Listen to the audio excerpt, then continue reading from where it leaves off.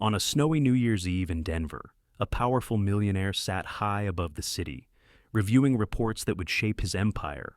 Down below, a young single mother, exhausted yet determined, stood trembling in a conference room only to watch her world collapse in an instant.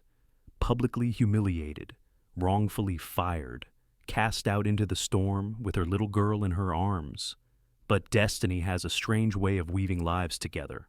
Months later, when the same millionaire crosses paths with the woman he once destroyed, he sees her again, not as the fragile employee he dismissed, but as a leader, a mother, and a force of resilience he cannot ignore. What happens when pride collides with compassion, when guilt begins to transform into love? Can a man defined by wealth truly change, and can a woman who lost everything ever learn to trust him again? This is not just a story of betrayal and redemption, it is a story of community, second chances, and the courage to make things right. If you believe in stories of resilience and hope, don't forget to like, share, and subscribe to our channel. Now, let's begin. Snow fell thick over Denver, turning the streets into a canvas of white and silver. Street lamps cast halos of light onto drifting flakes, while traffic lights blinked like patient sentinels against the storm. It was the last night of the year, December 31st, and yet the city pulsed with its usual rhythm, cars crawling through slush, hurried pedestrians with scarves pulled tight, and the muffled hum of downtown life trying to push back the cold. High above it all, on the top floor of a gleaming glass tower, William Harris sat alone in his office. The floor-to-ceiling windows framed the storm like a moving painting. His office was immaculate sleek leather chairs, polished walnut desk, and an expensive coffee machine that hadn't been touched in hours. The glow of his computer monitor lit his sharp features, his jaw tense as his eyes flicked across spreadsheets. Will was 38 years old, a self-made millionaire, the founder of Harris Logistics. His company had revolutionized freight distribution across the Rockies, earning him both admiration and fear. Known for his discipline and relentless drive, he was also infamous for his impatience with mistakes. Tonight, as fireworks quietly tested their colors in the distance, Will's thoughts were far from celebration.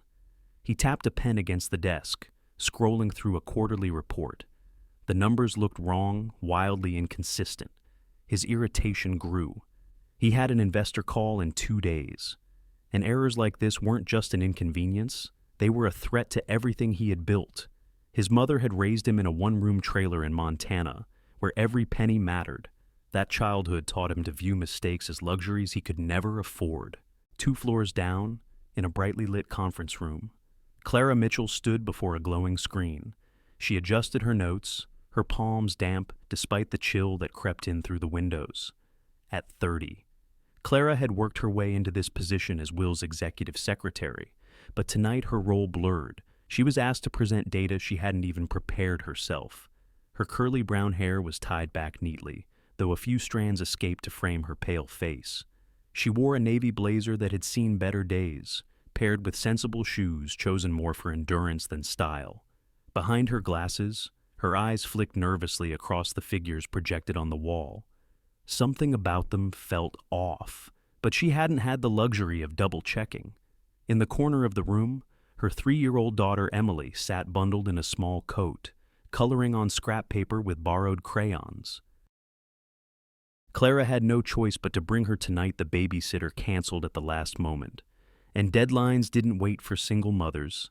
Emily hummed softly, oblivious to the tension thickening in the room. The door to the conference room opened with sudden force. The click of polished shoes against tile echoed like a gavel. William Harris entered, tall and imposing, his dark coat draped over one arm. The room seemed to hold its breath. Clara's heart thumped. "Clara," Will said, his voice low but edged with steel.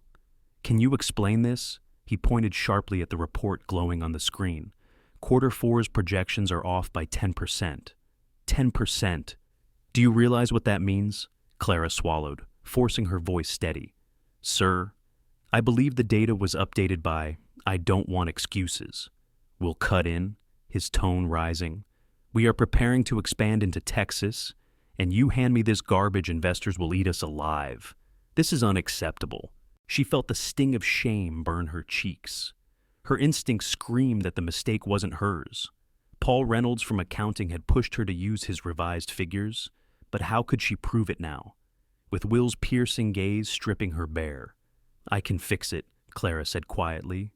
Just give me until morning. You're done. The words cracked like thunder. The silence that followed was worse than shouting. Every eye in the room darted away from hers, colleagues avoiding her humiliation. Clara's breath caught, her body rigid. Emily's little voice broke the stillness. Mommy.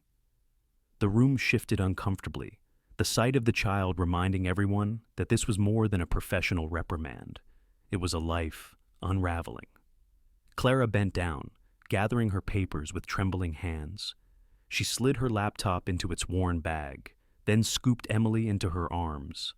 The toddler leaned against her shoulder, warm and innocent, whispering about the pretty snow outside. Without another word, Clara walked out. Each step echoed like a farewell. In the lobby, the glass doors slid open to reveal the storm. Snow swirled beneath the streetlights, the wind sharp against her face. Clara pulled Emily's hood snug, kissed her forehead, and stepped into the night. Emily giggled, pointing at the snowflakes catching on her mittens. Clara forced a smile, though her chest ached. It's beautiful, isn't it? Sweetheart from high above, behind the frosted glass of his office window. Will watched. He told himself it was nothing, just another termination, just another mistake cut from the fabric of his company. But as Clara's figure shrank against the backdrop of snow and neon, something stirred inside him. A flicker of memory, his mother carrying groceries through a blizzard, her coat too thin, her face set with quiet determination. He had been Emily's age then, clutching her hand, unaware of how close they were to losing everything. Will exhaled sharply, trying to dismiss the thought. Emotions, he reminded himself, were liabilities. He turned back to his desk, though the numbers on the screen blurred. Outside, the storm thickened, and Clara's footprints disappeared into the night. The bus groaned as it crawled through the snowy streets, its heater humming weakly against the chill. Clara sat near the back, Emily cradled against her shoulder, the child's breath soft and steady as she dozed. The city outside was muted headlights blurred by snow, shop fronts closing early for New Year's Eve, and the muffled echo of laughter from people heading to parties Clara could never dream of attending. Her own reflection in the window looked worn, the faint smudges beneath her eyes, the damp curls clinging to her cheeks, the tightness in her jaw. She had managed to keep her tears back in front of Will and the others, but now, in the anonymity of the bus, her eyes stung.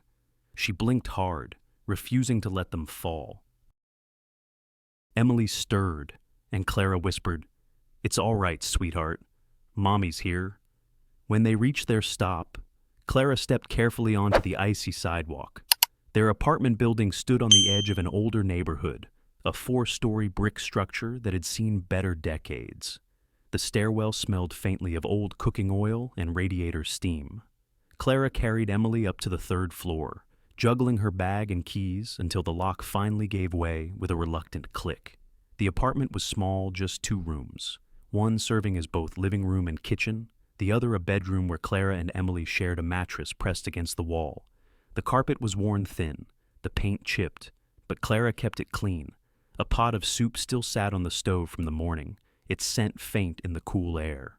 She laid Emily gently on the bed, pulling a faded quilt over her. The child sighed, curled into the blanket, and fell back into deeper sleep. Clara watched her for a long moment, brushing a loose curl from her daughter's forehead. For Emily's sake, she had to be strong. Only when Emily was settled did Clara allow herself to sink into the sagging couch. The quiet pressed in. Her laptop bag lay at her feet like a cruel reminder. Everything inside papers, spreadsheets, reports now belonged to a past she had been ripped away from. Clara pressed her palms together, trying to steady the racing of her thoughts. Shame gnawed at her the way Will had looked at her, the silence of her colleagues, the helplessness of not being able to defend herself. But worse than humiliation was fear. Rent was due in 4 days. Her paycheck had been cut off without warning. She had less than $200 in her account. The landlord, Mr. Whitaker, was not a cruel man, but he was a practical one. Clara knew he wouldn't let months of back rent pile up. If she couldn't pay, he would have no choice but to ask her to leave. And then what shelters were overcrowded. Family was far away and barely in touch. The thought of dragging Emily from place to place made her chest ache. She covered her face with her hands. For a moment, the weight of despair threatened to crush her. But then a soft voice cut through Mommy. Emily stood in the doorway, quilt wrapped around her shoulders like a cape, her eyes drowsy but searching. Clara forced a smile, even as her throat tightened. "Hey, baby, come here." Emily climbed onto her lap, small arms circling her mother's neck. Clara kissed the top of her head. "You're safe," she whispered. "No matter what happens, you're safe with me." The child yawned, her trust absolute. Within minutes she was asleep again, warm against Clara's chest. That warmth steadied her. It reminded her of the vows she had made when Emily was born, that no matter how hard life pressed, she would not break. Later, when Emily was tucked back into bed, Clara opened her worn notebook. On its pages she had scribbled job listings, budget calculations, and half-formed plans. Tonight she added a new line at the top, "Find a way forward." Her mind wrestled between humiliation and determination. She felt the sting of being cast aside as if she were disposable.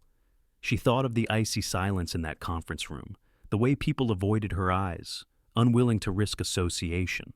But then she looked at Emily's small hand resting on the blanket. "I can't let this be the end," Clara murmured. The hours ticked past midnight. Outside, fireworks cracked faintly in the distance, their colors hidden by clouds.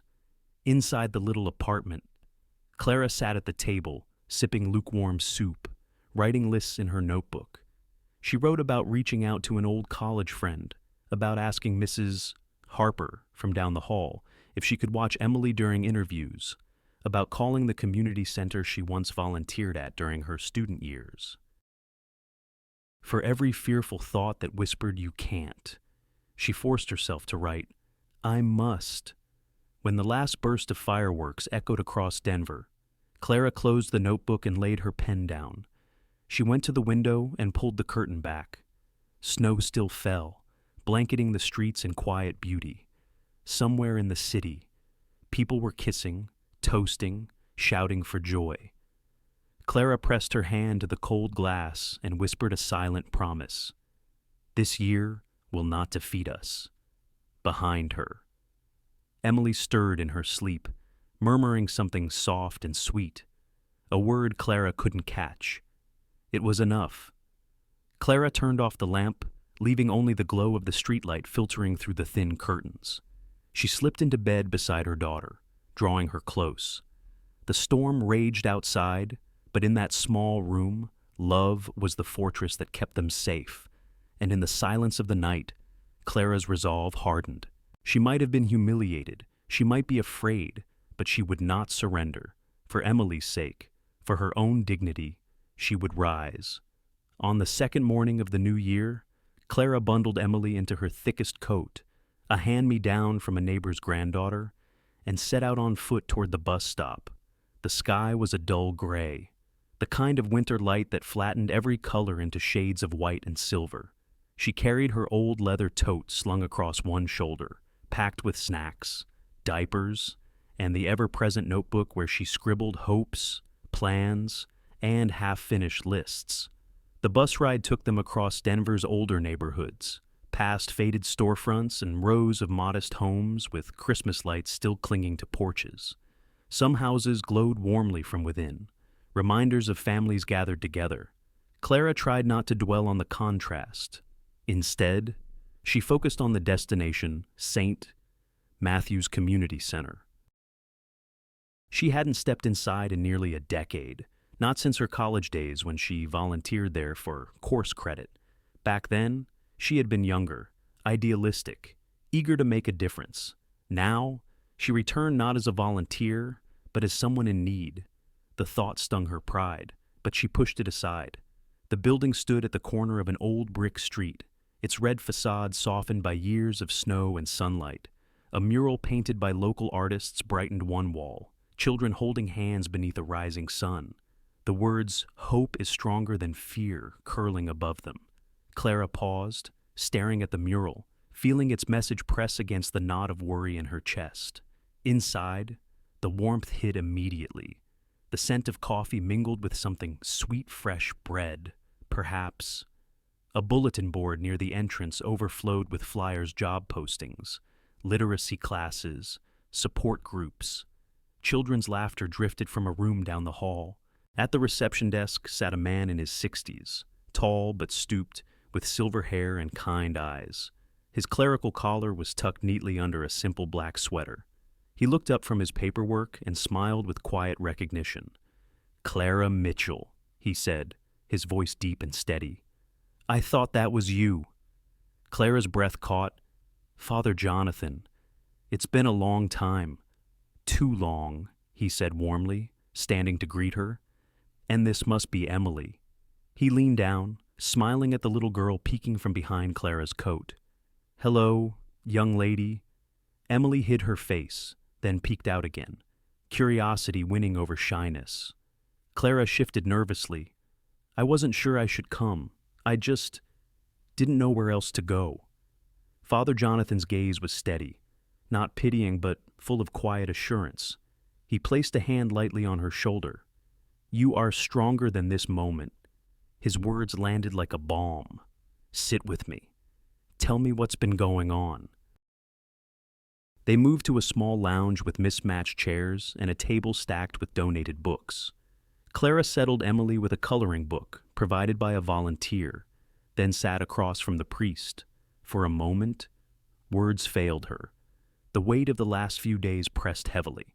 Finally, she spoke about losing her job, about the humiliation in that glass tower, about rent looming and the endless knot of fear that tightened each time she looked at Emily. She confessed her anger, her exhaustion, and the shame of coming here.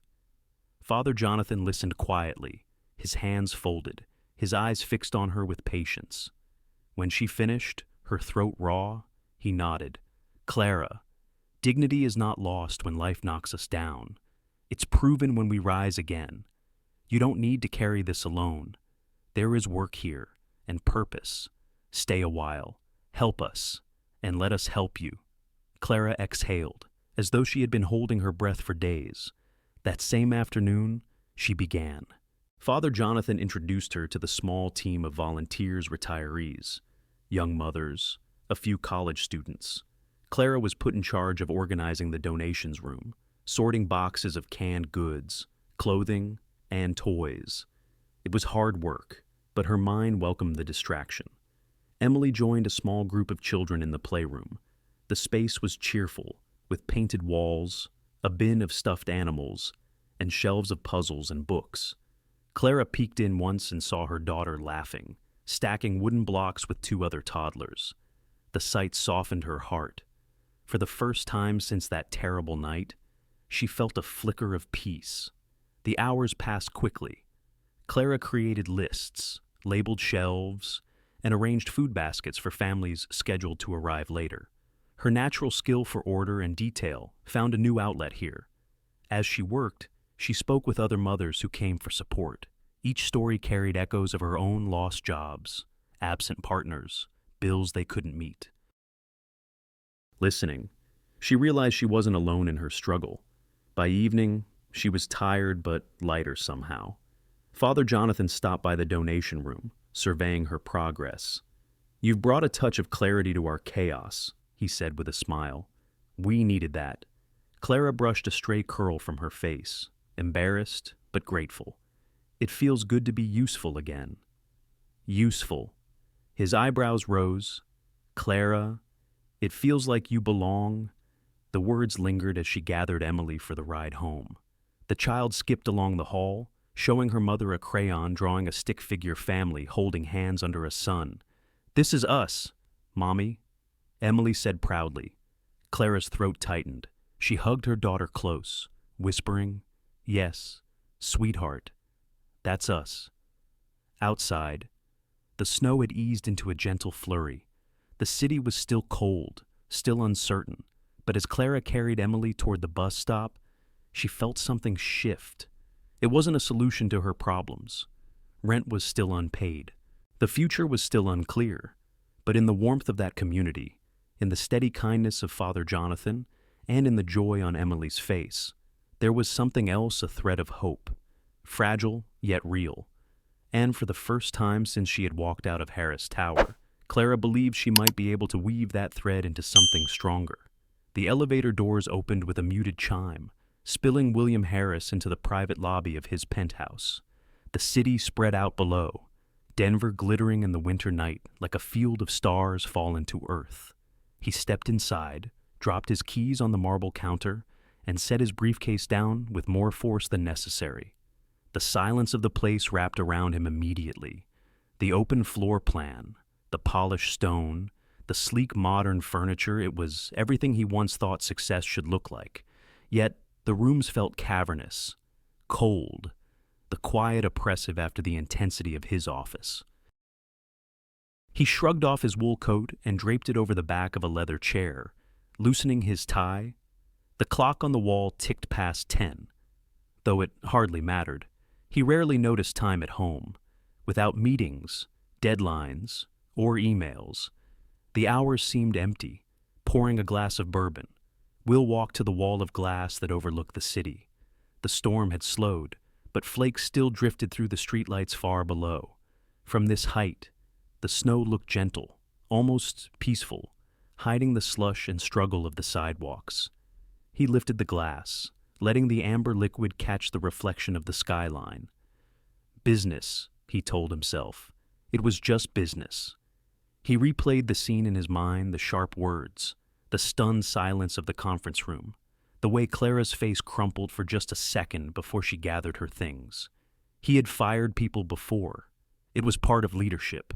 He had always believed that sentimentality was a weakness, that mercy cost more than it gave. So, why couldn't he stop seeing her? The image returned unbidden Clara in the lobby, pulling her coat tight around her little girl, stepping into the storm with quiet dignity. Emily's tiny mittened hand pointing at the falling snow, oblivious to the weight pressing down on her mother. Will swallowed hard, setting his drink aside untouched. He pressed his palms against the glass, the city sprawling beneath. For a fleeting moment, it wasn't Denver he saw. It was Montana, a one-room trailer on the outskirts of Billings, with frost crawling across thin windows.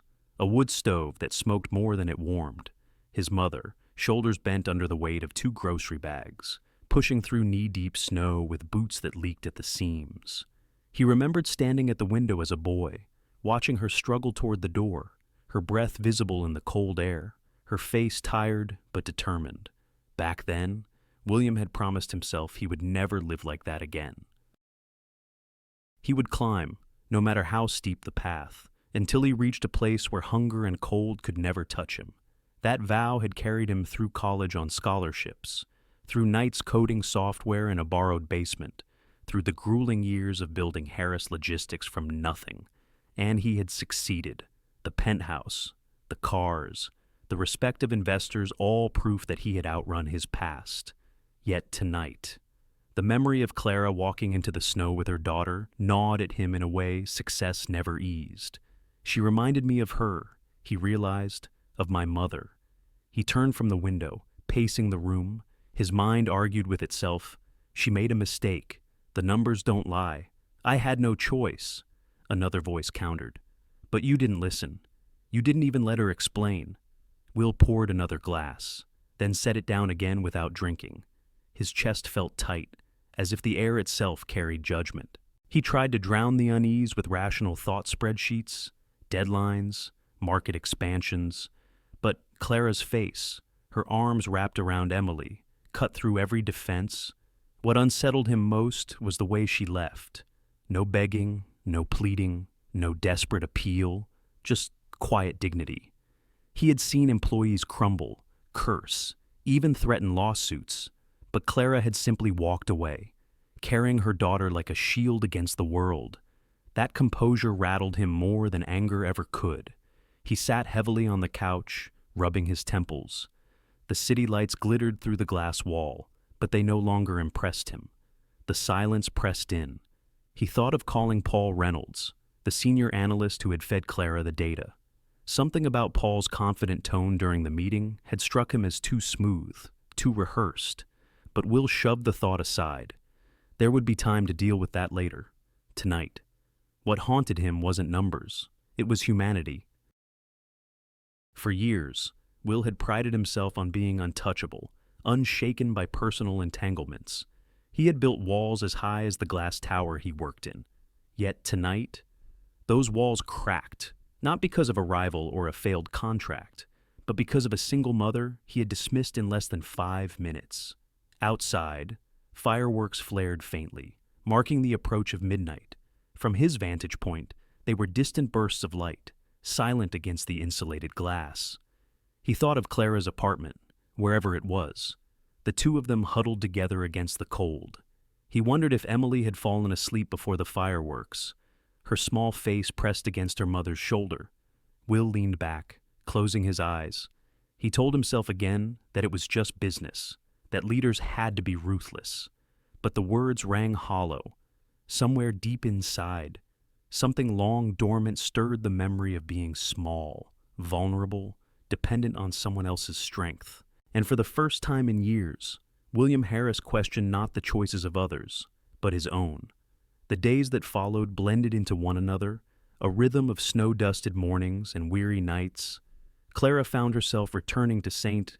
Matthew's Community Center each day, not because anyone required her to, but because she needed the work as much as the center needed her. There was no paycheck waiting, no promise of security. Yet each morning, she bundled Emily into her coat and boots, and together they rode the bus to the red brick building that had become their refuge. Inside, life pulsed with a kind of energy she hadn't felt in months. The scent of fresh bread drifted from the kitchen, where a retired baker named Mrs. Green spent her mornings kneading dough and humming old hymns. The children's laughter spilled from the playroom, mingling with the low hum of conversation in the main hall. Volunteers sorted boxes, mothers compared notes about job interviews, and a steady stream of families came and went, each carrying stories etched on tired faces. Clara started in the donations room, the same place Father Jonathan had sent her that first day. She labeled boxes, sorted canned goods by expiration date, and built food baskets for distribution. Her natural instinct for order and detail quickly became apparent. Soon, the volunteers turned to her with questions. How should we arrange the shelves? Which families needed priority? Could she double-check the list before tomorrow's pickup? She said yes each time, though her muscles ached and her feet throbbed.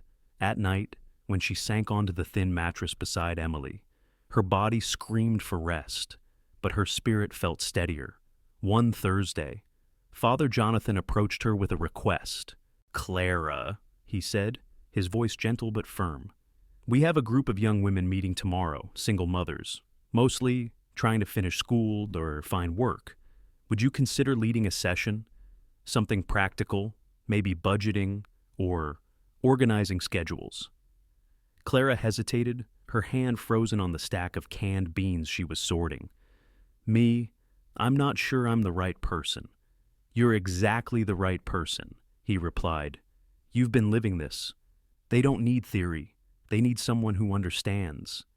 That night, Clara lay awake, her mind buzzing with doubts. What if she failed?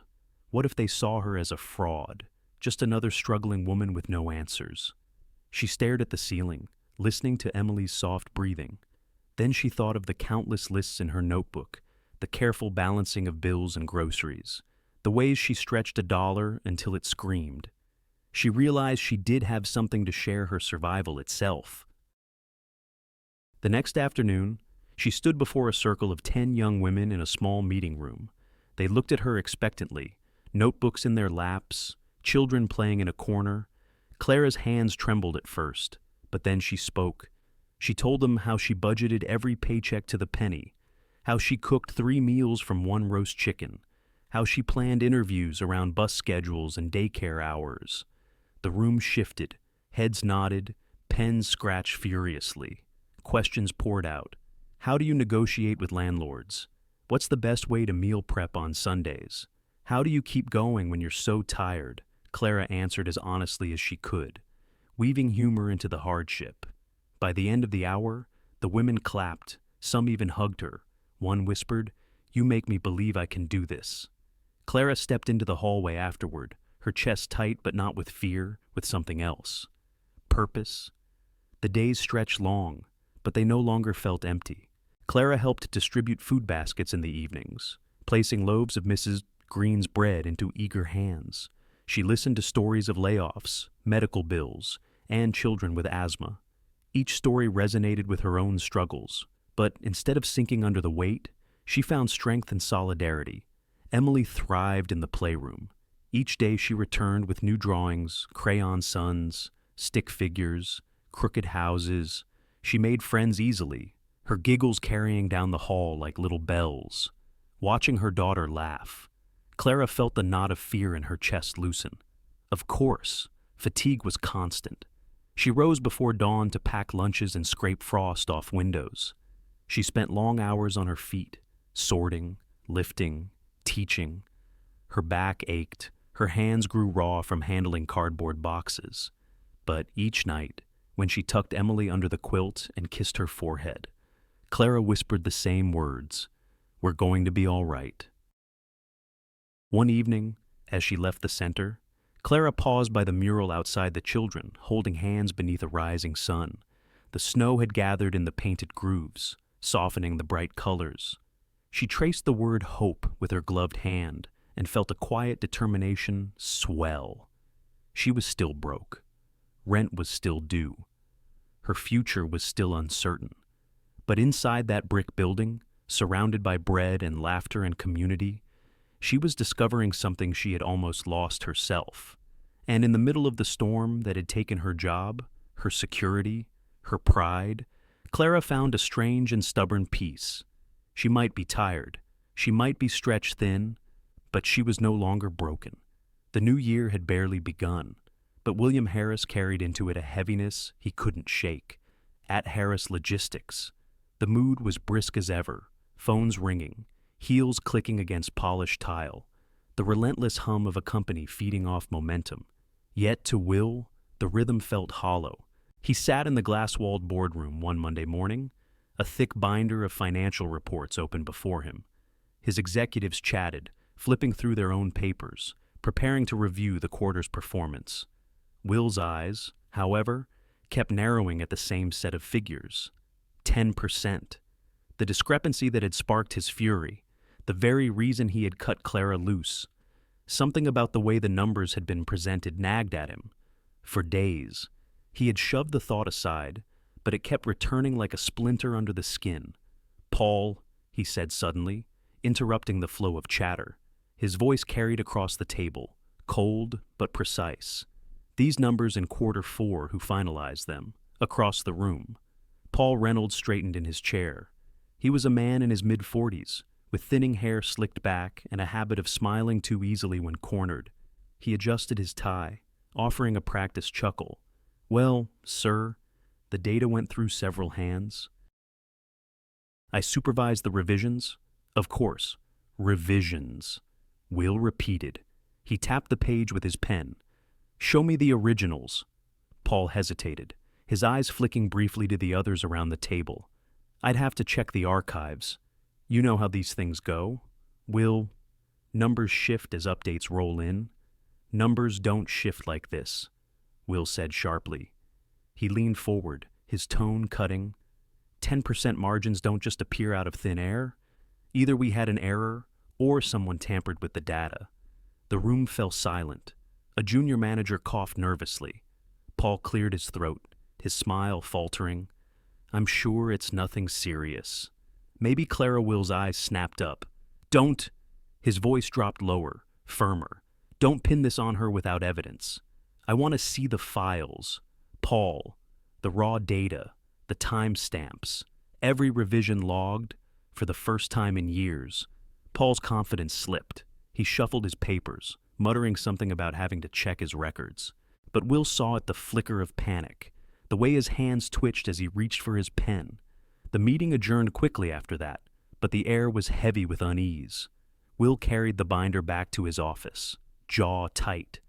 He shut the door behind him, dropping the papers onto his desk with a thud. He paced, hands in his pockets, mind racing. He had trusted Paul for years, leaned on his analyses during expansions, praised him for his diligence. But now, the numbers stank of manipulation. And if Paul had twisted the data, then Clara. The name pierced through his thoughts like a blade. He sank into his chair, elbows braced on the desk, pressing his fingers to his temples.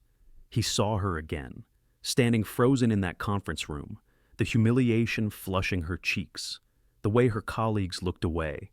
He heard his own voice cold, unforgiving. "You're done." If Paul was guilty, then he had destroyed an innocent woman's career, worse, her livelihood, and her child's security. Will shoved the thought away, but it returned stronger. He pictured Emily's mittened hand pointing at the snow, her laughter as she left the tower with her mother. The memory unsettled him more now, layered with the possibility that he had been wrong in the worst possible way. He stood abruptly, crossing to the window. Denver stretched beneath him, snow still blanketing rooftops. The city looked calm, but inside him, a storm gathered. He told himself again that leadership required hard choices, that mistakes had to be cut out quickly. But another voice whispered louder. This wasn't her mistake. It was yours. The bourbon from last night still sat, half-finished, on the side table. He ignored it, pulling instead at the threads of his thoughts. If Paul had lied once, how many times before? How many other decisions had been tainted? Will clenched his fists. The empire he had built prided itself on precision, on integrity. If he had sacrificed a woman like Clara, honest, diligent, quietly resilient, because he had trusted the wrong man, what did that say about him? The answer gnawed at him. By evening, he called his assistant. "Get me the IT logs from last quarter. Every revision to the performance report. I want them on my desk by tomorrow morning." She hesitated. "That might ruffle some feathers, sir." "Then let them be ruffled," he snapped. His voice softened a beat later. "Just get it done." When the office emptied and the tower lights dimmed, Will remained at his desk, staring at the city beyond the glass. His reflection stared back, hollow-eyed. He thought of Clara again, how she had walked into the storm without begging, without breaking, dignity intact. And he thought of Emily, trusting her mother completely, unaware of the avalanche of consequences about to bury them. He had told himself for years that success required sacrifice, but tonight, the echo of his decision rang differently. This wasn't sacrifice, it was betrayal. And for the first time, William Harris wondered if all his victories had come at a cost far greater than he had ever admitted. The following Saturday, St. Matthew's Community Center was buzzing with energy. Volunteers streamed in, carrying boxes of canned goods, bags of donated clothes, and trays of food. The winter air outside was sharp, but inside, warmth radiated not only from the radiators, but from the hum of voices, the smell of coffee brewing, and the spirit of purpose that filled the old brick building. Clara arrived early with Emily, setting her tote bag by the coat rack before rolling up her sleeves. She had been asked to help lead the day's charity drive, a major event drawing families from across the neighborhood. Tables lined the main hall, stacked with bread, milk, blankets, and coats. In one corner, a makeshift play area was set up with toys and coloring books for children. Clara moved with quiet authority, checking supply lists, directing volunteers, and reassuring mothers who waited in line.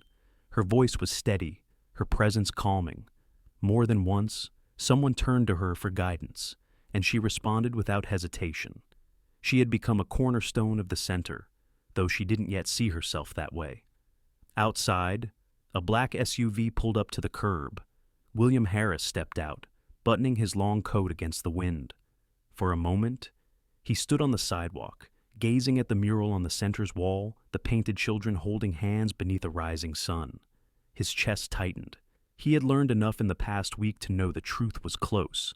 The IT logs showed suspicious edits to the report, all traced back to Paul Reynolds. The guilt weighed heavily.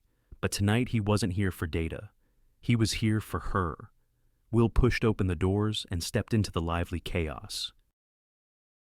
The warmth hit him instantly, the aroma of bread, the laughter of children, the clatter of boxes being unpacked. For a man used to sterile boardrooms and gleaming towers, the place felt startlingly alive. And then he saw her. Clara stood near the center of the room, clipboard in hand, curly hair pinned back loosely, her blazer replaced by a simple sweater. She was leaning over a table, showing two young volunteers how to sort donations. Her expression was focused, her voice calm but firm. She didn't notice him at first, too absorbed in her work. Will's breath caught. She looked different here, stronger. Not the woman who had walked out of his office humiliated, but someone commanding respect in her own right. He hesitated, suddenly unsure of himself. For all his wealth, all his authority, he felt like an intruder in this space. When Clara finally looked up and saw him, her body stiffened, her eyes narrowed slightly, and her hand tightened on the clipboard. For a long second, neither spoke. Then she walked toward him, her steps measured, her expression polite but cool. "Mr. Harris," she said evenly. Her voice carried no warmth, no invitation, just acknowledgement. "I didn't expect to see you here." Will removed his gloves, holding them awkwardly. "Clara," he began, his tone softer than he intended. "I heard about the drive. I thought I'd stop by." Her eyebrow lifted, the faintest trace of skepticism. "We appreciate donations," she said, nodding toward the tables. "If that's why you're here?" He swallowed, searching for words. "I just wanted to see how things were going." Clara's gaze was steady, guarded. "As you can see, we're managing fine." She turned slightly, as if to end the conversation, but Will's voice followed her. "You're doing amazing work," he said. The sincerity surprised even him. Clara paused, glanced back. For a heartbeat, something flickered in her eyes, a mixture of pride and pain, but it vanished quickly. "Thank you," she said curtly, then walked back toward the volunteers. The air between them was taut, full of words unspoken. Will lingered near the doorway, uncertain whether to stay or leave, and then Emily appeared. The little girl came running from the play area, her cheeks flushed pink, clutching a piece of construction paper covered in bright crayon strokes. "Mommy?" "Look," she cried, waving it proudly. Clara bent down, her expression softening instantly. "That's beautiful, sweetheart," she said, pulling her daughter into a hug. Emily spotted Will and stopped, her big eyes curious. She tilted her head, studying him with the unfiltered honesty only a child possessed. Then, without hesitation, she walked over and held up her drawing. "See? It's a rainbow," she announced. Will crouched down, his heart twisting. The rainbow was uneven, colors scribbled outside the lines, but it radiated joy. "It's wonderful," he said softly. "You're quite the artist." Emily beamed, pleased with the praise. Clara watched from a few feet away, her guard still high, but something in her expression wavered. Will rose slowly, glancing at Clara again. "She's beautiful," he said, the words catching in his throat. Clara's lips pressed into a thin line. She gave a small nod, but said nothing. Instead, she scooped Emily into her arms and returned to her duties, her back straight, her walls firmly in place. Will stood there for a long moment, watching her move through the room with quiet authority, comforting a nervous mother, directing volunteers, laughing briefly at a child's joke. He realized then what he had missed before. Clara wasn't just resilient, she was a leader, and though she might never forgive him, Will knew he couldn't walk away again. The charity drive wound down as the afternoon faded into early evening. The main hall of St. Matthew's was quieter now, though the scent of baked bread and coffee lingered. Volunteers stacked empty boxes, swept crumbs from the floor, and gathered leftover donations into neat piles. Clara stood near the entrance, checking off the final inventory on her clipboard. Her back was straight, her shoulders squared with the same quiet strength she had carried all day. But inside, her thoughts churned. Will's unexpected presence unsettled her. His voice still echoed in her ears. "You're doing amazing work."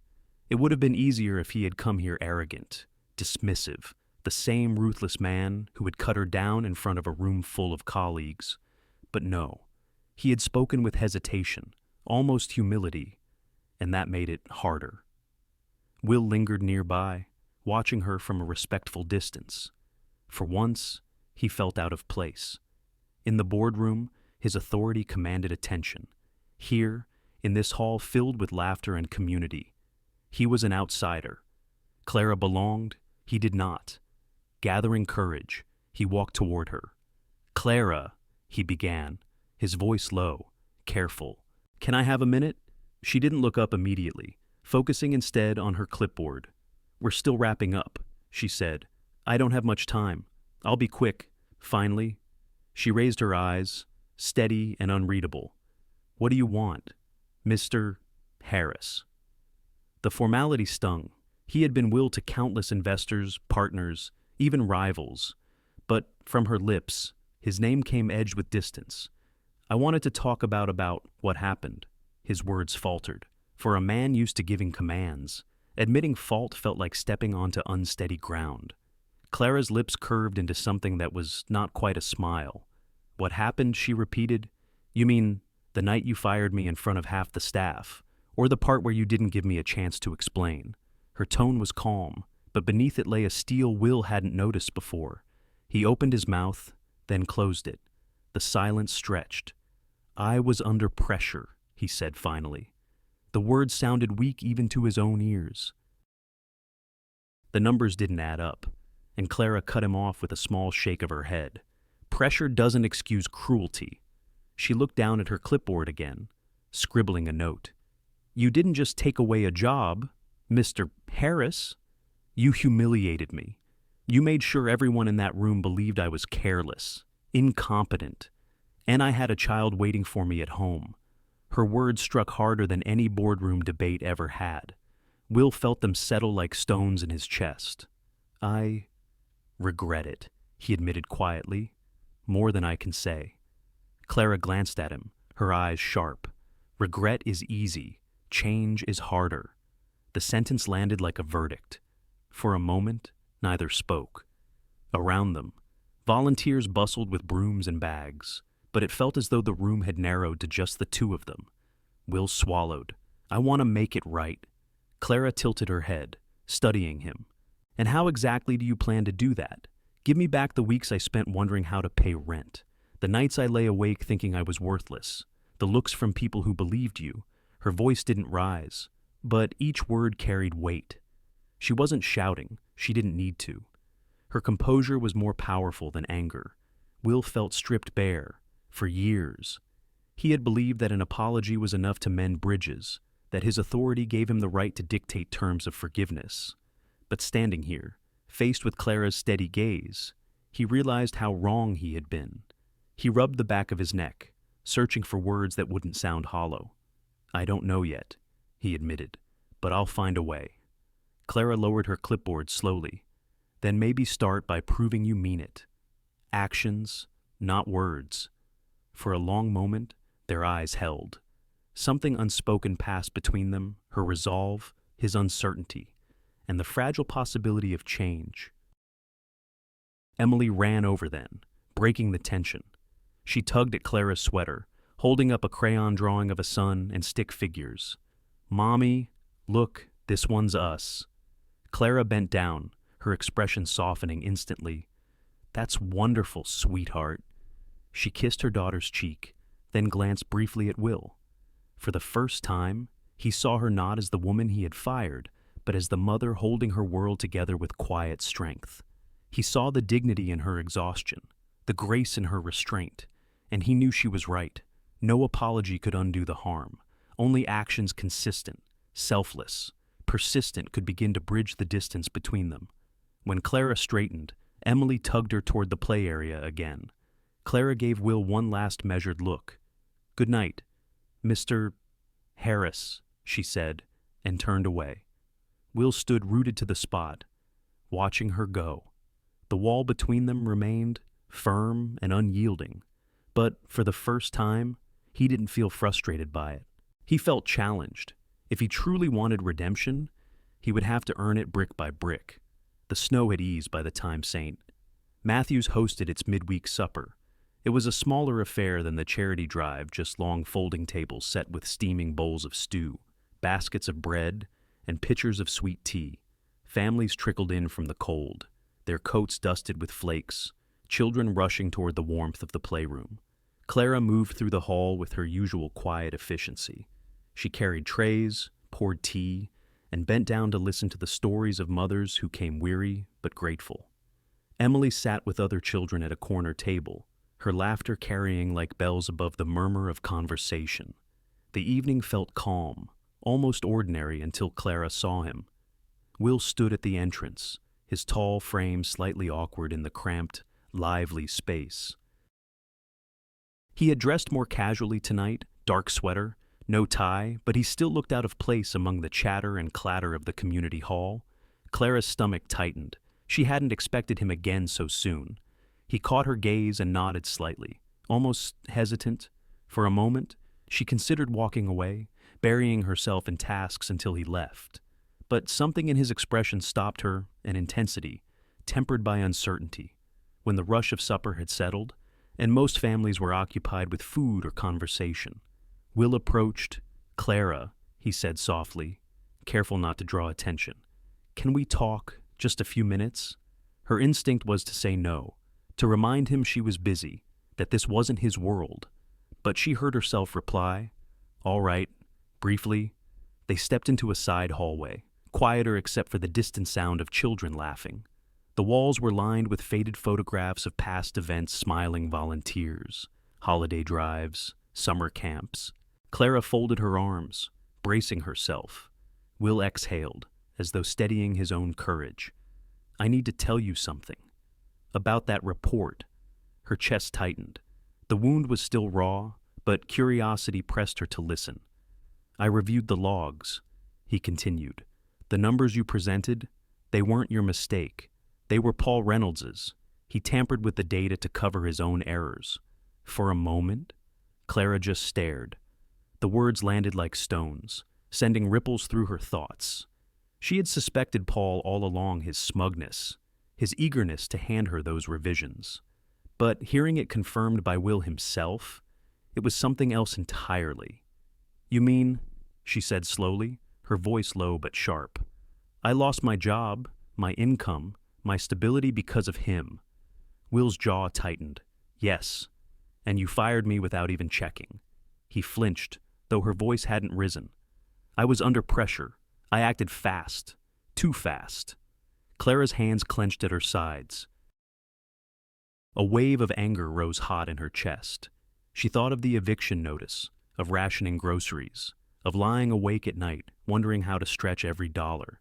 She thought of Emily asking why Mommy was sad, all because a man like Paul made a mistake and shoved the blame onto her while Will, with his power and arrogance, believed it. "I can't give you back what you lost," Will said quietly, "but I can tell you the truth, and I can tell you I was wrong." Her throat tightened. She wanted to scream at him, to unleash every ounce of rage she had carried, but layered beneath the fury was something else: relief, vindication. She hadn't been crazy. She hadn't been incompetent. She had been telling the truth all along. The two emotions tangled inside her, leaving her dizzy. She turned away, pressing her hand to the cool wall. "You don't know what those weeks were like," she whispered. "The fear, the humiliation. People looked at me as though I was careless, unworthy, and I couldn't even prove them wrong. I know," Will admitted. His voice was strained. "And that's on me." Clara closed her eyes. The sound of children's laughter drifted faintly down the hall. a cruel contrast to the storm swirling inside her. When she finally turned back, her face was composed, but her eyes glistened. "Thank you for telling me the truth," she said. "But it doesn't erase what happened. I understand." His voice was low, earnest, but I needed you to hear it from me. Clara gave a small nod, then stepped past him, returning to the hall. She forced herself back into the rhythm of serving tea, clearing plates, listening to tired mothers talk about their days. Outwardly, she was steady. Inwardly, she was trembling. That night, after Emily was asleep under their quilt, Clara lay awake staring at the cracked ceiling of their apartment. The confession replayed over and over in her mind. Paul had sabotaged her. Will had been wrong. She was innocent all along. For a moment, the relief washed over her like warm light. She wasn't incompetent. She wasn't a failure. She hadn't imagined it. But then came the anger. She saw herself again in that conference room, the sharp words slicing through her dignity, the eyes of colleagues shifting away. She saw Will's face, hard and cold, as he dismissed her in front of everyone. She felt the burn of shame in her cheeks, the humiliation of gathering her things in silence while Emily waited downstairs. The memory refused to loosen its grip. Clara turned onto her side, pulling the blanket tighter. Tears pricked her eyes, though she tried to fight them. Emily stirred beside her, sighing softly in her sleep. Clara kissed her daughter's forehead, whispering, "We'll be okay." But as the night stretched on, Clara knew that truth alone couldn't mend the wound. Being vindicated was not the same as being restored. She had lost too much, and she wasn't sure if even the most sincere apology could ever give her back what had been taken. The following weeks brought small changes to Saint. Matthew's changes Clara noticed but couldn't quite explain. It began with the computers. The center had long relied on a few outdated desktops tucked into a corner room, their screens flickering, their processors groaning under the simplest tasks. One morning, Clara walked in to find 6 brand new laptops neatly arranged on the tables. They gleamed under the fluorescent lights, each one preloaded with basic software, ready for use. Father Jonathan stood nearby, smiling as though Christmas had come twice. "A donor," he said simply when Clara asked. "Anonymous, wanted to help." Clara ran her fingers lightly over the keyboard. The machines felt like opportunity incarnate. With them, women could apply for jobs, children could finish homework, volunteers could set up training sessions. Hope had taken the form of brushed metal and glowing screens. Then came the books. Dozens of brand new textbooks and workbooks arrived, English grammar guides, computer skills manuals, even introductory coding books. Clara unpacked them carefully, her hands lingering on the fresh pages. She had always believed knowledge was the key to independence. Now it was within reach for the women who came here daily, weary but determined. Week by week, more appeared, projectors for workshops, shelves of children's supplies, even a donation of sturdy winter coats, just in time for February's coldest winds. Each gift arrived quietly, without ceremony, as though dropped into the community by an unseen hand. Clara suspected, of course. Her mind returned again and again to Will. It was the kind of move he would make too proud to seek thanks, but too restless to sit idle. She wanted to feel gratitude, but caution rose like a wall. Actions spoke louder than words. Yes, but were these actions born of guilt or of something more sincere? Emily, however, had no such doubts. The little girl's affection for Will blossomed after their first meeting at the charity drive. Whenever he visited quietly, unobtrusively, Emily would run to him with her drawings or chatter about the latest game she played in the daycare. She had taken to calling him Uncle Will, the name tumbling out with childish ease. One afternoon, after Clara finished teaching a budgeting workshop, she found Emily perched on Will's knee near the coat rack. The child was animated, showing him a picture she had drawn of 3 stick figures holding hands beneath a rainbow. "This is Mommy, this is me, and this is you," Emily explained, her small finger tapping each figure in turn. "See, we're together." Will looked at the picture as though it were priceless. His eyes softened, and a smile tugged at the corners of his mouth. "It's beautiful," he said, his voice thick. "Thank you. Emily." Clara's heart clenched at the sight. She hesitated in the doorway, caught between warmth and unease. Emily's innocence bridged a gap she wasn't ready to cross. When Will noticed her, he stood quickly, the picture still in his hand. She's quite an artist," he said. Clara managed a polite nod. She loves to draw.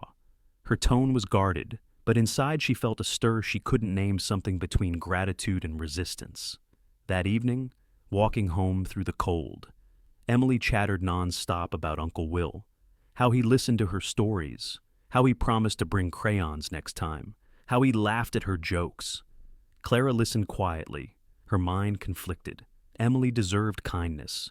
Yes, but was it safe to let her grow attached at home? After Emily drifted to sleep, Clara sat at the table with her notebook. She wrote down the week's blessings, the laptops, the books, the coats, and beside them, the word why. She tapped her pen against the page, remembering Will's confession about Paul, his awkward attempts at apology, his lingering presence at the center. He was trying. She couldn't deny it. But trust was not a door that opened easily once broken. Still, as she looked at Emily's newest drawing taped proudly to the wall, the rainbow family with Will among them, Clara felt the faintest tug of possibility. Perhaps change was not just words. Perhaps it was a seed, fragile but real, planted quietly in the soil of everyday acts. And maybe, just maybe, something new could grow. The boardroom of Harris Logistics glistened in morning light, its long table polished to a mirror shine. The Denver skyline stretched beyond the glass walls, sharp against the winter sky. Executives shuffled papers, their murmurs low, waiting for the meeting to begin. At the head of the table sat William Harris. His expression was calm, but his mind burned with certainty. The IT logs he had studied over the past week left no doubt Paul Reynolds had manipulated the quarterly data, covering his own errors at the expense of Clara Mitchell. Will folded his hands, waiting. Paul entered late, his face flushed, his smile thin and forced. He dropped into his chair, flipping through the binder without meeting Will's eyes. "Paul," Will said evenly, breaking the silence. "We need to discuss the Q4 revisions." Paul's head snapped up. "Revisions. We've already gone over those numbers." "We went over your numbers," Will corrected. His tone was sharp, precise, not the originals. "The logs show multiple entries under your name, changes that inflated margins and disguised underperformance." The room stilled. A few executives glanced nervously at one another. Paul's laugh was brittle. "Logs can be misleading. You know how many hands those files pass through. If you're trying to blame me, I'm not trying," Will interrupted, his voice low but firm. "I have the evidence." He slid a folder across the table. Inside were printouts of the logs, each timestamp linked directly to Paul's account. Paul's face drained of color. He flipped through the pages quickly, then slammed the folder shut. "This is ridiculous. You're going to crucify me over a few edits. Do you know how many investors I've secured for this company? How many nights I've stayed late keeping your empire afloat?" His voice rose, echoing against the glass walls. "And now you're going to throw it all away for her." The word hung in the air. Her. Everyone in the room knew who he meant. Clara. Will's jaw tightened, but his voice stayed calm. "This company was built on accuracy, on trust. You compromised both. And worse, you let an innocent employee take the fall for your mistake." Paul shoved his chair back, standing abruptly. "I won't sit here and be humiliated. If this is how you want to run things, fine. I'll take my expertise elsewhere. Let's see how well Harris Logistics survives without me." Gasps rippled through the room. Paul had been with the company since its early years, his name linked to several of its biggest contracts. Losing him would shake investor confidence. But Will didn't flinch. For once, the threat of lost profit didn't sway him. He stood too, his height casting a long shadow across the polished table. "Go, then," Will said quietly, If loyalty means covering lies, I don't need it. If success means sacrificing innocent people, I don't want it. The room was silent, stunned. Never before had William Harris spoken like this. Not in a boardroom where profit was the unspoken god. Paul's face twisted with anger. He grabbed his binder, muttering curses under his breath, and stormed out, the glass doors slamming behind him. For a long moment, the executives sat frozen. Then Will turned to them, his voice steady. From now on, transparency is non-negotiable. We don't sacrifice people for numbers. Not again. Some nodded cautiously, others exchanged wary glances, but none dared challenge him. That evening, Will found himself once again at St. Matthew's. The center was quiet after hours. The lights dimmed except for a warm glow from the kitchen where volunteers washed dishes. Clara was there, gathering leftover bread into bags for families who couldn't make it earlier. She looked up when he entered, her brow furrowing. "What are you doing here? I needed to tell you something," Will said, his voice softer than in the boardroom, but just as resolute. "I confronted Paul today. He admitted nothing, but the evidence was clear. He's gone."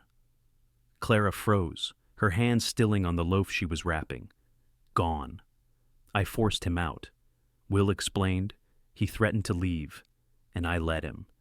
Because for once, protecting this company's reputation wasn't worth more than protecting the truth." Clara studied him, her eyes searching for cracks in his words. "And why are you telling me this? Because you deserve to know," he said simply. For a moment, the air between them was thick with silence. Clara's mind raced anger, vindication, disbelief. She remembered the night of her firing, the way Will's words had cut her down. She remembered the weeks of scraping by, the gnawing fear of eviction. And now he stood here, saying he had chosen justice over profit. "You should have done it sooner," she said finally. "I know." His voice carried no defense. "But I did it now." Clara looked away, her chest tight. She wanted to hold on to her anger, to remind herself of the pain. But against her will, a sliver of respect crept in. She had doubted he would ever put people above profit. Now, for the first time, she wasn't so sure. Emily burst into the kitchen then, her cheeks rosy from playing with crayons in the next room. "Uncle Will," she squealed, running to him. Will crouched down, his face softening as she threw her arms around his neck. Clara watched, conflicted. She still didn't trust him fully, but seeing Emily's unfiltered joy, and remembering his stand against Paul, she felt the wall inside her shift. Just slightly. It wasn't forgiveness, not yet. But it was the beginning of something she hadn't expected possibility. March winds swept through Denver with a bite sharper than winter's snow. Though the days were longer now, the cold lingered, seeping into every corner of the city. Clara returned home from St. Matthew's one evening, with Emily skipping along at her side, cheeks pink from the chill. The moment she reached the third-floor landing, her heart sank. A piece of paper, folded but unmistakable, was taped to her apartment door. She pulled it down with trembling fingers. Notice of sale. Her landlord, Mr. Whitaker, had finally sold the building. Tenants were given 30 days to vacate. Clara's breath caught as she read the words again and again, her pulse racing. The place wasn't much peeling paint, thin walls, but it was home. Emily's crayon drawings decorated the kitchen wall. Their mattress in the corner had been their safe haven. Now, even that was slipping away. Inside, Clara sat heavily at the small table while Emily unpacked her crayons, humming happily, oblivious to the storm in her mother's chest. Clara stared at the notice. Rent had always been a stretch. Moving meant deposits, first month's rent, truck rentals expenses she didn't have. That night, after Emily fell asleep, Clara sat with her notebook, scribbling frantic lists, apartments she could maybe afford, phone numbers of shelters. The numbers never worked. Each page ended the same way, not enough. The next day, at St. Matthew's, she tried to keep her composure. She sorted canned goods, helped with the daycare, taught a short budgeting session. But Father Jonathan noticed the tightness in her smile, the shadows under her eyes. "Clara," he said gently when the others had left the room, "what's weighing on you?" She hesitated, then handed him the notice. He read it quietly, his face tightening with sympathy. "I'm so sorry. We'll do what we can to help. But housing, it's hard right now." Clara nodded, fighting tears. She hated the thought of burdening him further. "We'll figure something out," she whispered. Later that evening, Will arrived with a box of donated supplies. He noticed Clara's weary posture immediately. "Something's wrong," he said quietly. "It's nothing," she replied quickly, too quickly. He set the box down, his eyes steady. "Clara, please." Finally, she exhaled and handed him the notice. He read it once, then again, his jaw tightening. "They can't just throw you out, they can," she said softly, "and they will. 30 days. For a long moment, silence hung between them. Then Will spoke, his voice firm. "You and Emily can't be without a home. I can help. Let me help." Clara's chest tightened. The offer was kind, practical, but it pierced her pride like a blade. How she asked cautiously, "I can cover the costs," he said simply. "Find you a safe apartment, pay the deposit, the rent until you're stable." Her immediate reaction was no. The word formed on her lips, heavy with instinct. "I can't accept that." "Why not?" His voice was gentle, not demanding. "Because," she faltered, searching for words. "Because I've fought too hard to stand on my own.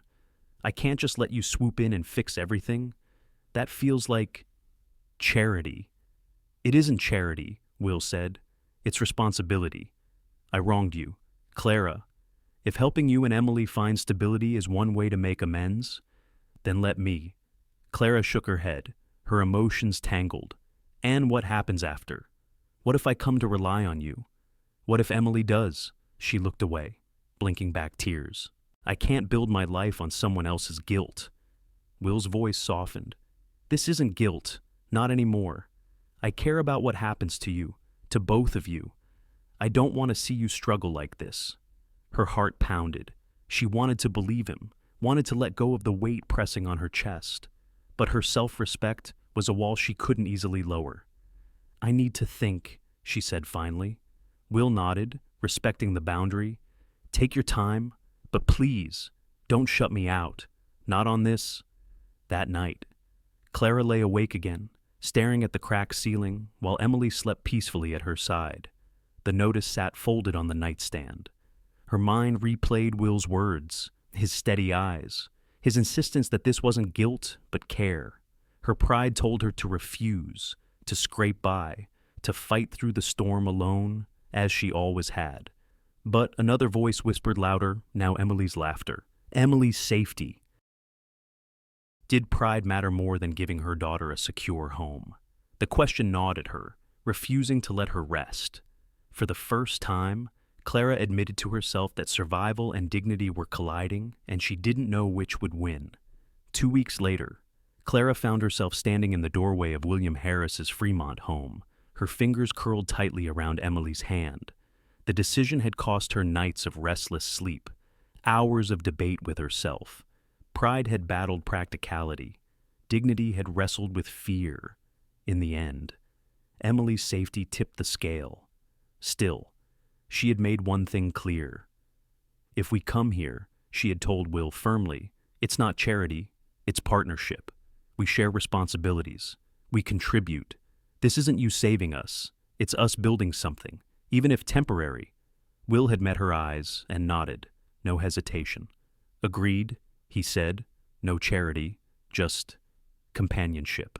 Now, as Clara stepped across the threshold, Emily skipped ahead, her curls bouncing, her little voice echoing against the high ceilings. "It's so big! Mommy!" she squealed, darting toward the living room. The house, sleek and modern, had once felt like a museum. Cold walls, minimalist furniture, wide spaces too empty for comfort. But as Emily's laughter filled the rooms, something shifted. The silence cracked, replaced by life. That first evening, Clara insisted on cooking. She moved easily in the kitchen, chopping onions, stirring a pot of stew. The air filled with the aroma of garlic and herbs, scents that softened the sharp edges of steel appliances and marble counters. Will, unused to the rhythms of a lived-in kitchen, found himself setting the table under Clara's direction. When they sat down together, bowls steaming before them, Emily wriggled in her chair with excitement. "This is yummy," she declared after her first spoonful. Clara smiled, her shoulders loosening. Will watched the two of them, a warmth rising in his chest he hadn't felt in years. After dinner, Emily pulled out a board game she had brought from the apartment, a faded box with missing pieces. "Play with me," she insisted, tugging at Will's sleeve. He hesitated, unfamiliar with the rules, but Emily's wide eyes left no room for refusal.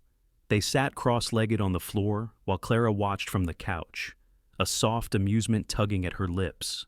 Emily explained the game with the authority only a child could muster, correcting Will when he misunderstood, laughing when he fumbled. For the first time, the grand living room felt like a home. Days passed, and routines began to form. Clara rose early to prepare breakfast before taking Emily to the daycare at St. Matthew's.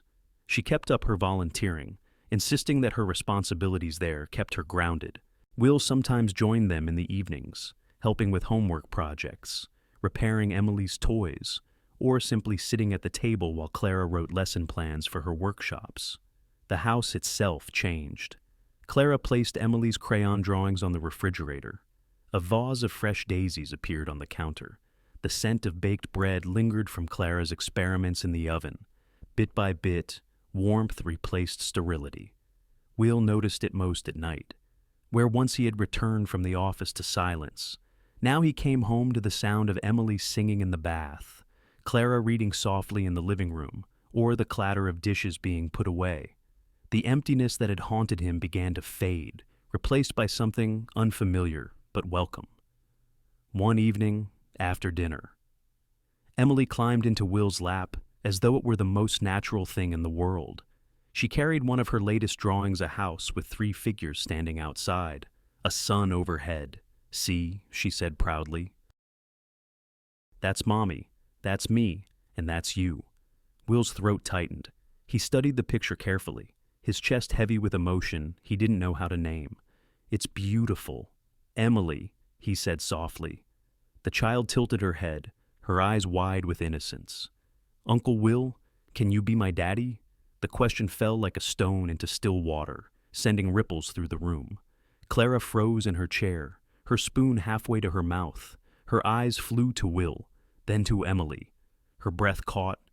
Will felt a lump rise in his throat. He looked at Clara, silently asking permission, but her expression was unreadable shock, perhaps fear, but also something softer beneath. He turned back to Emily, his voice trembling. "Sweetheart," he said gently, "being a daddy is a very big thing. But if your mom says it's okay, I'd be honored." Emily giggled, wrapping her arms around his neck as though the question had already been answered. Will hugged her back, his eyes misting. Over her shoulder, he saw Clara watching, her lips pressed together, tears glistening but unshed. In that moment, something shifted. The house wasn't just shelter anymore. It was becoming a home, fragile but real. Later that night, after Emily was asleep, Clara lingered in the kitchen, rinsing dishes. Will stood nearby, drying them with a towel. The silence between them was heavy but not uncomfortable. Finally, Clara spoke, her voice quiet. "You didn't have to answer her like that." "I know," Will said softly. He set down the plate, meeting her gaze. "But I couldn't lie to her." Clara studied him for a long moment, her heart torn. Pride and caution still whispered warnings. But another voice, quieter yet stronger, whispered something else, trust. And though she wasn't ready to say it aloud, a part of her heart began to lean in that direction. Spring sunlight spilled gently through the wide windows of Will's house, softening the sharp lines of steel and glass. The air carried the scent of fresh earth and budding trees, a reminder that even after the harshest winters, renewal was possible. For Clara, the days began to stretch differently now, filled with a rhythm she hadn't known in months, stability. She and Will fell into quiet routines. Mornings were spent preparing Emily for daycare, afternoons at St. Matthew's, evenings often gathered around the dinner table. But beyond these simple rhythms, something deeper began to take shape.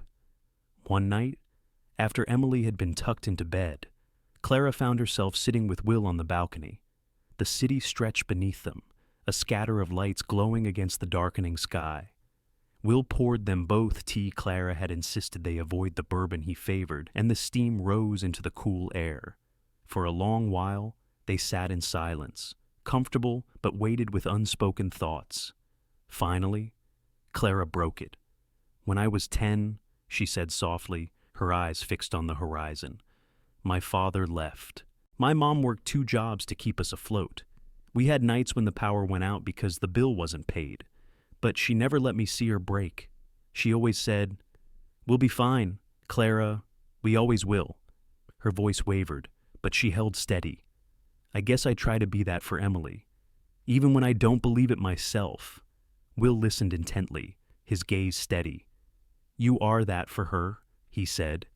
"She sees you as her anchor. I see it too." Clara glanced at him, surprised by the softness in his voice. "What about you?" she asked. "What was your childhood like?" He leaned back, exhaling slowly. "Poor. In Montana. My mother was a seamstress. Worked her hands raw so I could take computer classes. I remember the sound of her sewing machine humming long past midnight. She used to say that one day. I'd build a life she never had. I think. I built it so fast. I forgot what mattered." His eyes clouded, memories heavy in them. "When I saw you that night, walking into the snow with Emily, it brought her back, my mom, her strength, her sacrifices. It shook me." Clara's chest tightened. She hadn't expected his honesty. Beneath the polished exterior of a CEO, she saw a boy who had once been just as vulnerable as she had been. They sat quietly, sipping tea, the air thick with understanding. For the first time, Clara felt the wall between them thinning. Weeks later, Clara approached Will with an idea that had been growing in her mind. "What if we start something bigger at St. Matthew's?" she asked, spreading sketches and notes across the dining table. "Not just food drives or clothing, a training program for women like me, single mothers, women who need more than survival. They need skills, careers, independence." Will studied the notes, his brow furrowed in thought. Job training, tech skills, resume building. "Yes," Clara said, her eyes alight with determination. "I could teach data analysis. Others could teach bookkeeping, computer literacy, even trades. If we give women tools, not just aid, they can build futures." Will leaned back, considering. It would take funding, space, equipment. "I know," Clara said quickly. "I'm not asking for handouts. I'm asking for partnership. You have resources, I have experience. Together, we could make this real." He met her gaze, and for the first time, he didn't see a former employee. He saw a partner. "Let's do it," he said firmly. The following weeks were a whirlwind of planning. Clara worked late into the night drafting proposals, outlining courses, recruiting volunteers. Will used his connections to secure grants, laptops, and professional instructors willing to donate their time. The project took shape. The Horizons program, a vocational training initiative designed to give women a path out of poverty. On launch day, Clara stood at the front of a crowded room in St. Matthew's, her hands trembling slightly as she spoke. "This isn't just about learning skills," she told the women gathered there. "It's about believing you can build a future for yourselves and your children. If I can stand here today, after everything, so can you." Applause filled the room. Clara's eyes found Will at the back, watching her with pride. For the first time in a long time, she felt not just like a survivor, but a leader. Yet with progress came doubt. That night, back at the house, Clara found herself pacing the kitchen. Will sat at the table, sipping coffee. "What's wrong?" he asked gently. She stopped, her arms folded across her chest. "What if this isn't real? What if you're just doing all this because you feel guilty? What if, when the guilt fades, so do you?" The words spilled out, sharp with fear. Will set his cup down, his gaze steady. "Clara, I can't undo what I did, and I can't promise I'll never stumble again. But guilt isn't what's keeping me here. You are. Emily is." Now this he gestured around them. To the life they were slowly building, this matters more than any boardroom. Clara's eyes softened, but her heart still wrestled. Trust, once broken, did not rebuild overnight. Yet she couldn't deny the warmth she felt when she saw him with Emily, or the pride when they worked side by side. Love was stirring between them, fragile and uncertain. Clara wanted to believe in it. She wanted to believe in him. But late at night, as she watched Emily sleep peacefully, she whispered to herself, "Can people really change, or am I risking everything again?" The boardroom was fuller than usual, every seat occupied, every pair of eyes fixed on William Harris. Word had spread quickly there would be a company-wide address, and something unusual was about to happen. Will stood at the head of the long table, his reflection framed in the glass walls behind him. He felt the weight of the moment pressing heavily on his chest. For years, he had been the man who never wavered, who made decisions without apology. But today, he was here to do the opposite. "Thank you all for coming," he began, his voice steady, though his palms felt damp. "I need to speak openly about something I've avoided too long." The room shifted, chairs creaking as people leaned forward. Will lifted a folder from the table. 3 months ago, I terminated one of our analysts, Clara Mitchell, after finding discrepancies in the Q4 report. At the time, I believed she had made a critical error. His throat tightened, but he forced himself to continue. "I was wrong." Gasps rippled across the room. A few exchanged startled glances. Will's gaze swept the table. The discrepancies were not Clara's doing. They were the result of deliberate tampering by Paul Reynolds. A murmur rose immediately, sharp with disbelief and whispers. Paul, seated near the far end of the table, flushed red. He shot to his feet. "That's absurd." Will held up the folder. "The IT logs don't lie. Every revision traced back to your account. Paul, every change. You framed Clara to cover your own mistakes." The silence that followed was crushing. Paul stammered, his usual bravado gone. This is a witch hunt," Will's voice cut through, firm and unyielding. "This is accountability, effective immediately. Your employment with Harris Logistics is terminated." Paul's chair scraped back violently as he stormed out, muttering curses under his breath. The door slammed, leaving the boardroom in stunned silence. Will took a breath, then continued. "And to all of you, I owe more than an explanation. I owe an apology. I humiliated Clara publicly. I stripped her of dignity she did not deserve to lose. And for that, I take full responsibility." He paused, the words heavy in the air. "Clara Mitchell is a woman of integrity, intelligence, and resilience. The mistake was mine, not hers. And I will spend as long as it takes making it right." The room erupted with quiet murmurs. Some executives nodded solemnly, others looked shaken. For the first time in his career, Will had laid down his pride before them all, and it felt strangely liberating. Later that evening, Will found Clara at St. Matthew's. She was arranging chairs after a Horizons workshop, her movements brisk, her face unreadable. "Clara," he said softly. She looked up, guarded. "What is it I spoke to the company today? I cleared your name, publicly." Her hands stilled on the chair. What I told them. Everything. About Paul, about my mistake." I apologized. For a long moment, she said nothing. Then she sank into one of the chairs, her face pale.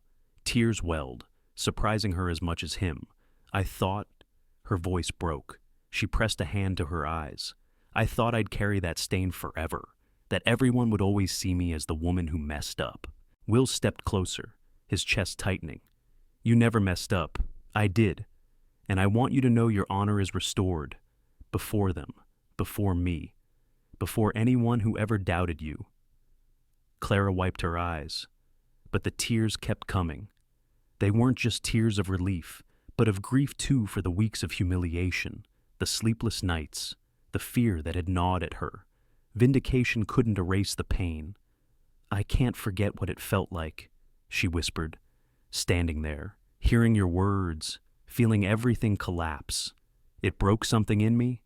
Will's voice softened. Then let me help you rebuild.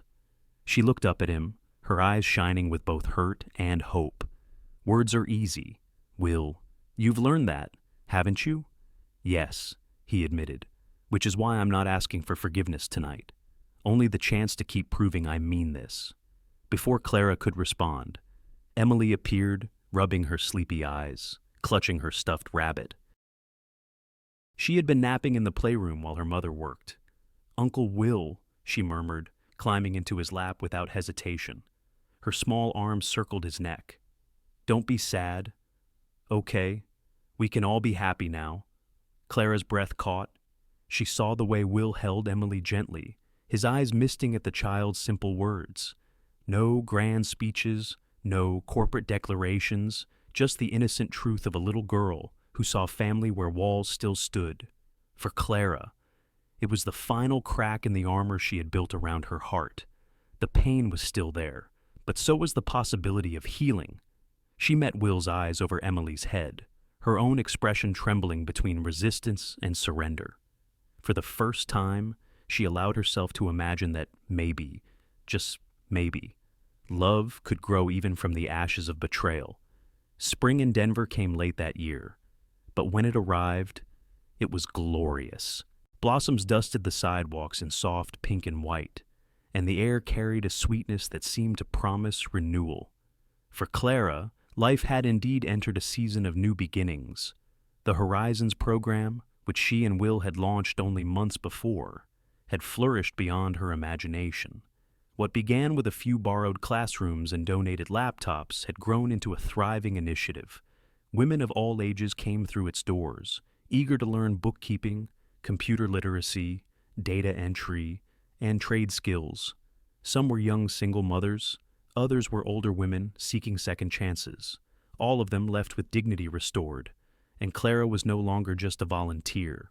She had been named Director of Community Development Projects at St. Matthew's, overseeing Horizons and planning future initiatives. The title still felt surreal when she signed her name on official letters. But it wasn't the title that mattered. It was the purpose. One evening, after a long day of workshops, Clara walked into the community hall to find Will already there, helping arrange tables for an upcoming fundraiser. Emily, her curls bouncing, was assisting by placing napkins haphazardly across the tables. "Mommy, look," Emily cried, running up with a fistful of paper flowers she had made with crayons and glue. "We're decorating," Clara laughed, kissing the top of her daughter's head. Her heart warmed at the sight of Will crouched on the floor, showing Emily how to fold napkins into little triangles. Months ago, he had been a stranger in this space. Now, he looked as though he belonged. A few weeks later, in the garden behind St. Matthew's, friends and volunteers gathered beneath a canopy of blooming dogwoods. The air smelled faintly of lilacs, and sunlight spilled across rows of white chairs. It was not the kind of wedding that filled glossy magazines. There were no chandeliers, no string quartets, no five-course dinners. Instead, there were paper lanterns strung between branches, homemade pies cooling on long tables, and the laughter of children running across the lawn. Clara wore a simple cream dress, her curls falling loosely over her shoulders. Emily walked proudly before her, scattering petals from a small wicker basket, her giggles carrying through the air. The crowd applauded, not just for the ceremony, but for the story they had all witnessed, a story of loss, resilience, and redemption. At the front, Will stood waiting. His suit was plain, but the expression on his face was radiant.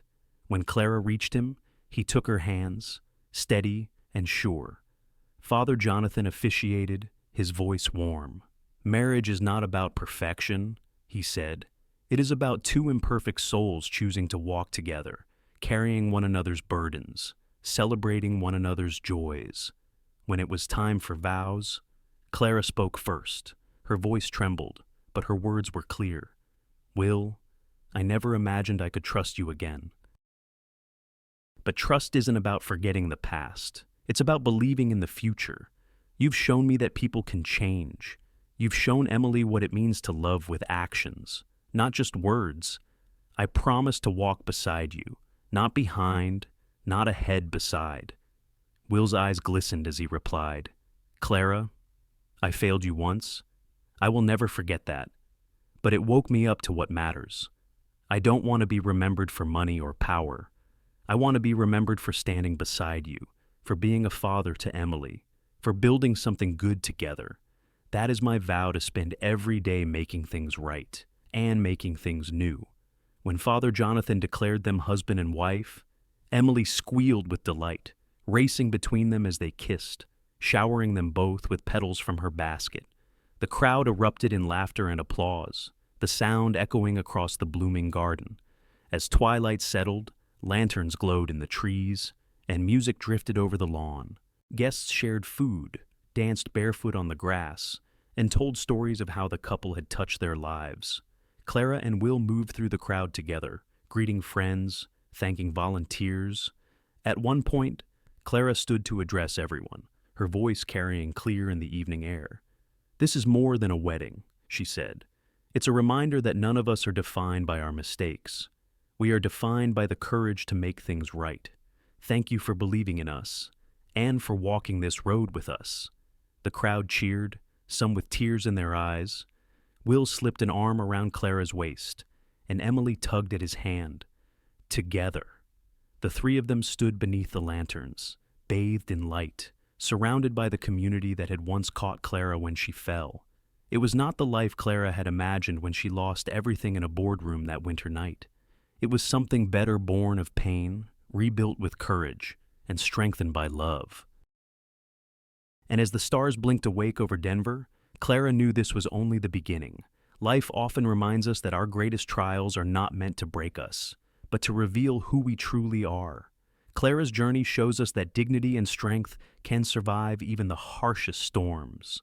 She faced humiliation, fear of losing her home, and the weight of raising a child alone, yet she chose not to surrender. Instead, she discovered courage she never knew she had, and through service to others, she rebuilt her life, piece by piece. Will's path teaches us something just as vital. No amount of success can erase the responsibility we bear for how we treat others. True redemption is not found in words, but in consistent actions, choosing justice over profit, humility over pride, love over fear. Together, their story reminds us that we are not defined by our mistakes, but by the courage to make things right. For those of us who have lived long enough to carry regrets, this truth is both humbling and freeing. It is never too late to change, to mend a wrong, or to open our hearts again. Thank you so much for spending this time with us, and for listening to Clara and Will's journey of hope and redemption. If this story touched your heart, we invite you to share it with someone who might need encouragement today. Don't forget to give this video a like, leave a comment with your thoughts, and subscribe to our channel for more inspiring stories. Your support helps us continue to bring these meaningful tales to life. Until next time, take care, and remember, every ending can also be a new beginning.